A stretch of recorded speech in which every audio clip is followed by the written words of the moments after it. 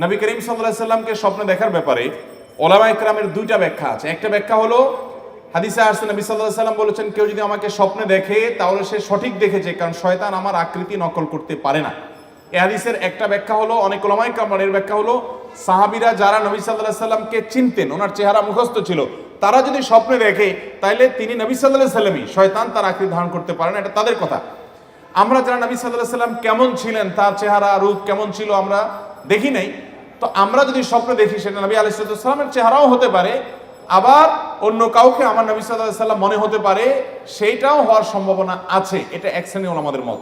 আর অন্য অনেক ওলামাদের মত হলো না, কেউ যদি স্বপ্নে দেখে, কেউ তাকে বললেন নবী সাল্লাল্লাহু আলাইহি সাল্লাম, অথবা তার মনে হতেন নবী সাল্লাল্লাহু আলাইহি সাল্লাম, তাহলে তিনি কিয়ামত পর্যন্ত যেই দেখুক না কেন সে নবী করিম সাল্লাল্লাহু আলাইহি সাল্লামকেই স্বপ্নে দেখেছে, এবং এটি সন্দেহাতীত ভাবে তার জন্য একটা শুভ সংবাদ যে তিনি নবী সাল্লাল্লাহু আলাইহি সাল্লামকে স্বপ্নে দেখেছেন। যদিও এই স্বপ্নে দেখলেই তিনি নিশ্চিত হয়ে যাবেন তাহলে আমি সাহাবী হয়ে গেলাম, আমি জান্নাতে চলে গেলাম, এরকমটি মনে করার কোনো সুযোগ নাই। নেক আমল আমাদেরকে অব্যাহত রাখতে হবে। বাকি কারোর স্বপ্ন কেউ দেখার পর যদি সন্দেহ করে অন্য কেউ, না তুমি দেখো নাই বা নবীকে দেখো না অন্য কাউকে দেখছো, তাহলে তার এর কারণে ঈমানের ক্ষতি হবে না।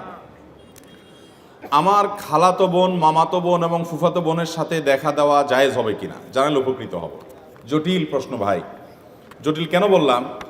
খালাতো বোন, মামাতো বোন, ফুফাতো বোন, এদের সবার সাথে পর্দা করতে হবে, অথচ এদের সাথে পর্দা করাটা আমাদের সমাজের সবচেয়ে কঠিন কাজ, ঠিক না বলেন? ভাবির সাথে পর্দা করা সহজ না কঠিন? অথচ ভাবির সাথে পর্দা করা লাগবে কি লাগবে না? আমাদের সমাজে ভাবি এবং দেবর সম্পর্কটা, এটাকে দেখানো হয় এক ধরনের খুনসুটি করার রাইট, অধিকার আছে এই টাইপের সম্পর্ক হিসাবে, ঠিক কিনা বলেন? এই জন্য দেবর ভাবির খুনসুটি নিয়ে অনেক আপনার গল্প, মুখরোচক কথা, অনেক কিছু আমাদের সমাজে প্রচলিত আছে। অথচ নবী করিম সাল্লাল্লাহু আলাইহি সাল্লাম এই সম্পর্ক সম্পর্কে বলেছেন এটা হলো মৃত্যুর মতো, একে অন্য থেকে, মৃত্যুকে যেরকম মানুষ ভয় পায় এরকম সাবধান থাকবে, এখানে অনেক বেশি রিস্ক আছে ফিতনায় পতিত হওয়ার। এই জন্য এখানে পর্দা আরো বেশি কড়াকড়ি ভাবে করতে হবে। খালাতো বোন, মামাতো বোন, ফুফাতো বোন ছোট থাকলে তো ভিন্ন কথা, কিন্তু যখন তারা পর্দার আওতায় চলে আসবে তখন তাদের সাথে অবশ্যই পর্দা মেনটেন করতে হবে। পর্দা মেনটেন না করার কারণে তলে তলে কত গুনাহ, কত অপরাধ, কত জেনা, কত সম্পর্ক নষ্ট হচ্ছে, কত জটিল পরিস্থিতি তৈরি হচ্ছে, আমরা সেটা অনেকেই জানি না। বিধায় এই খালাতো বোন, মামাতো বোন, ফুফাতো বোনের সাথে পর্দা করতে হবে। ঠিক একই কথায় বোনদের ক্ষেত্রে প্রযোজ্য, তারা তাদের খালাতো ভাই, মামাতো ভাই, ফুফাতো ভাইদের সাথে, এবং এর সাথে চাচাতো ভাইও যোগ করেন, তাদের সাথেও পর্দা মেনটেন করতে হবে, এবং তাদের সাথে দেখা দেওয়া জায়েজ হবে না। এরপর প্রশ্ন হলো, আমার শারীরিক অক্ষমতার জন্য ভালোবেসে বিয়ে করতে চাই, কিন্তু বাবা মা রাজি নন। তারা যার সাথে বিয়ে করাতে চায় তাদের আমি ভরসা করতে পারছি না, আমি কি বাবা মার অমতে বিয়ে করতে পারবো? সম্ভবত ভাই শারীরিকভাবে কোনো হয়তো তিনি বিকলাঙ্গ বা কোনো প্রকার মাজুর বা কোনো সমস্যা আছে, এই জন্য হয়তো তিনি সেরকম চিন্তা করছেন। যদি এরকম হয় তাহলে সেক্ষেত্রে বাবা মাকে আপনি বুঝিয়ে আপনার কথার পক্ষে আনার চেষ্টা করবেন। যদি তার বাবা মাকে সেটা আপনি করতে না পারেন, বোঝাতে না পারেন, অনেক বাবা মা আছে শুধু পয়সা ছাড়া আর কিচ্ছু চায় না। ছেলে চায় একটা দিনদার মেয়ে, মেয়ে চায় একটা দিনদার ছেলে, কিন্তু কপাল পোড়া বাপ মা ভালো ছেলে মেয়ে পাওয়ার পরেও কদর করে না, বরং তারা চায় কি? টাকা পয়সা। এই জন্য যে একটা কথা আছে না, যে আজকাল যত বিয়ে হয়, মানুষের সাথে মানুষের বিয়ে হয় খুব কম, বেশিরভাগ হয় টাকার বস্তার সাথে ময়দার বস্তা। এক পক্ষ ময়দার বস্তা, আরেক পক্ষ টাকার বস্তা। আল্লাহ তাআলা আমাদের মানুষের সাথে মানুষের বিয়ে করার তৌফিক দান করুন। তো বাপ মারা যদি এরকম হয় তাহলে সেক্ষেত্রে তাদের কথা না মানার অধিকার বা রাইট আপনার থাকবে, কিন্তু পুরো বিষয়টা পর্যালোচনা করতে হবে যে কোন পর্যায়ে। এরপরে প্রশ্ন হলো, আমাকে প্রতিদিন ট্রেনে আমার দায়িত্ব পালন করতে হয়, যার কারণে আমাকে বিভিন্ন গন্তব্যে যেতে হয়, কখনো 300 মাইল বা কখনো 70 মাইল, 100 মাইল, 50 মাইল, সময়ের হিসাবে 2 দিন বা 3 দিন, কখনো 10-12 ঘন্টা। আমার ডিউটিকালীন অবস্থায় নামাজগুলো কি কসর হবে, আদায় করব নাকি পুরো নামাজ আদায় করব?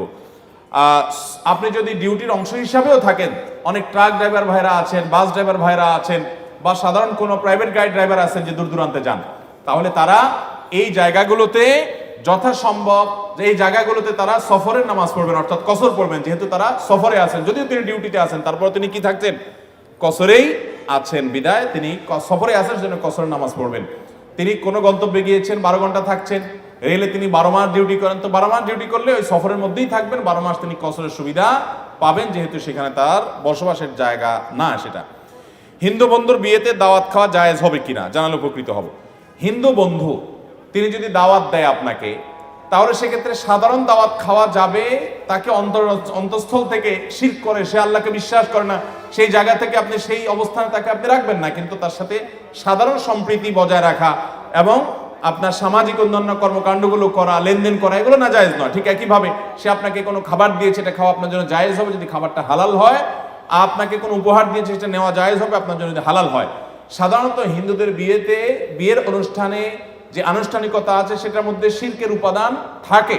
শিরকের উপাদান থাকার কারণে শিরকের মজলিসে যাওয়া সুস্পষ্টভাবে হাদিসে নিষেধ। এমনিতে কোনো ভোজন অনুষ্ঠান, এমনি কোনো আনুষ্ঠানিকতা বা পারিবারিক অনুষ্ঠানে যদি আপনি যেতে চান, সেখানে আপনি যেতে পারেন, ওই যে আপনার মধ্যে ঈমানের যে ওয়ালা এবং বারার যে দাবি আছে সেটার কোনো ঘাটতি হতে পারবে। নবী করিম সাল্লাল্লাহু আলাইহি সাল্লামকে একজন ইহুদি মহিলা দাওয়াত করেছেন, তিনি সেই দাওয়াত গ্রহণ করেছেন, আবার অনেক মুসলিমকে খাইয়েছেন। আল্লাহ রাব্বুল আলামিন সবগুলো কথা অনুযায়ী আমাদেরকে আমল করার তৌফিক দান করুন।